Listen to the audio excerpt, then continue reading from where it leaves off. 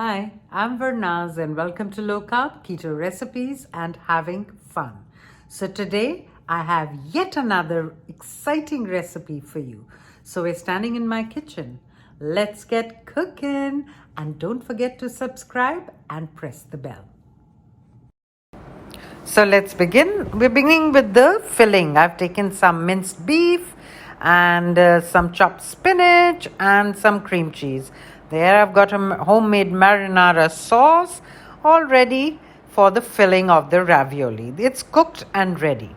Now let's start with the star of the show. We start with half a cup of almond flour, half a teaspoon of xanthan gum. Give it all really a good mix because it's very important that xanthan gum gets well combined with the almond flour. A pinch of salt. Don't go overboard on the salt because you'll be putting your sauce and all that on top. Now I've got 2 eggs, 2 medium eggs. We just see what I'm going to do.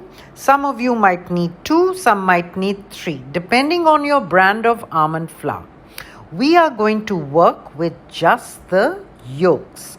So I've broken up 2 eggs and I've separated the yolks from the whites. Use the whites for something else. Maybe make yourself a wrap.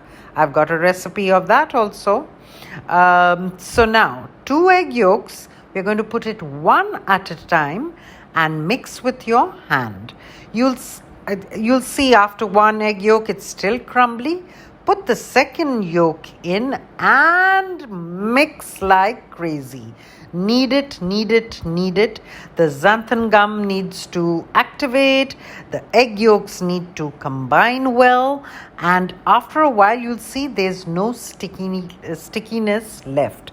As with all keto low carb baking, we're going to put it through between 2 parchment papers and roll.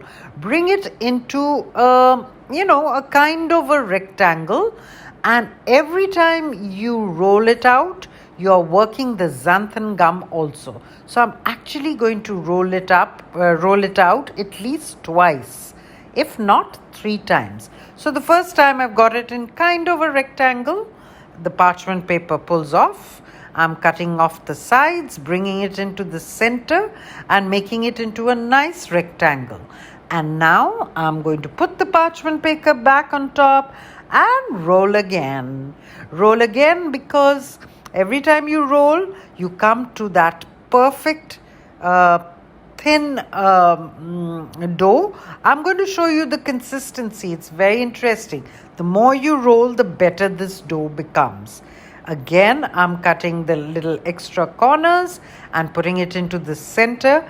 Trust me, you'll get the perfect product if you roll it at least twice.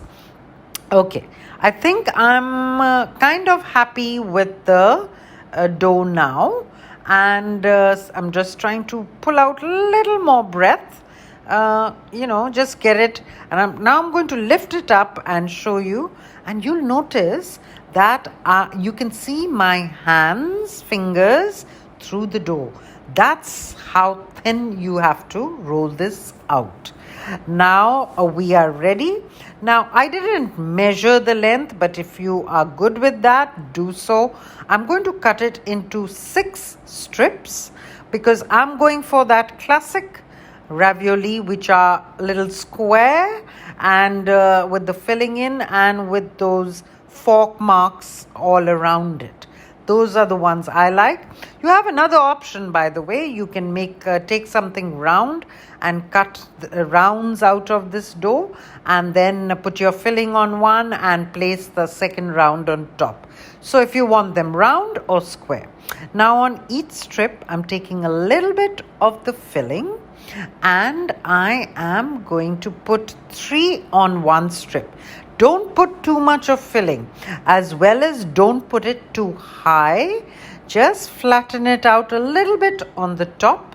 We are going to place 1 more of the strips on top, and in the middle of each of the filling, just press it down really lightly.